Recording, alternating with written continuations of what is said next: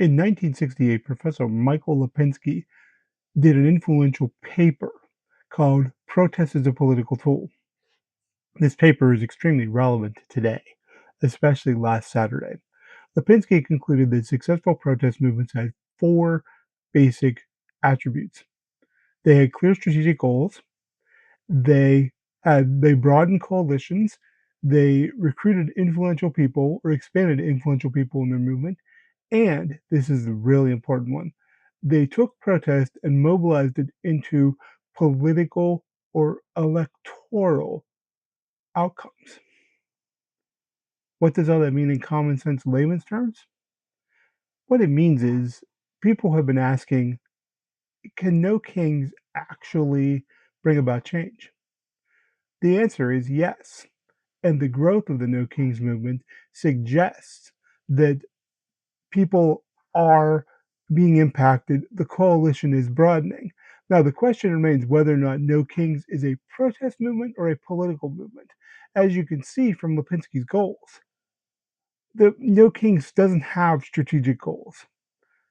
It doesn't have influential people that it's recruiting to its movement, but it does have a broadening coalition.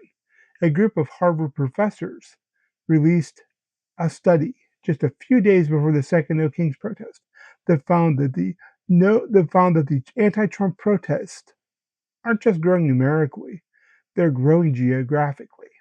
And this has never been seen before in American history.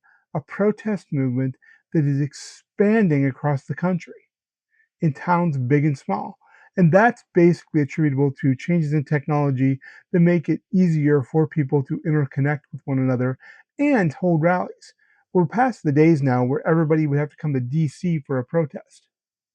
Now, a protest can be in my backyard, in your backyard, and in cities all across the country, rural communities, and everything in between.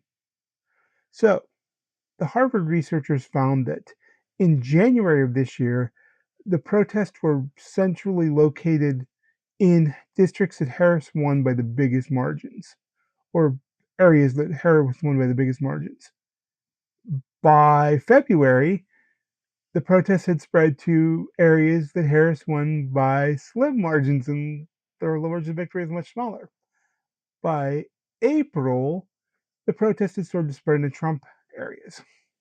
By June, the first No Kings protest, the protests had spread into areas that Trump won by 10 or more points. This isn't just a protest movement of the left or Marxist or whatever Republicans want to define it as. This is a protest movement of the American people, and it's spreading. Now, the key for this movement in the future is whether or not it can transfer from being simply a protest movement to being a political movement or a movement that influences electoral outcomes. Now, that doesn't mean that anything dramatic has to change within No Kings. That means that next year, maybe they'll start telling the people on their mailing list and the people that they hold events and that show up to events, they'll start telling them to go vote. Because No Kings hasn't really, it's definitely anti Trump, but it hasn't wrapped itself around the Democratic Party, which is a really smart thing to do. It's an open movement for everybody who may be opposing something that this president and this administration is doing. The key for No Kings is going to be, will they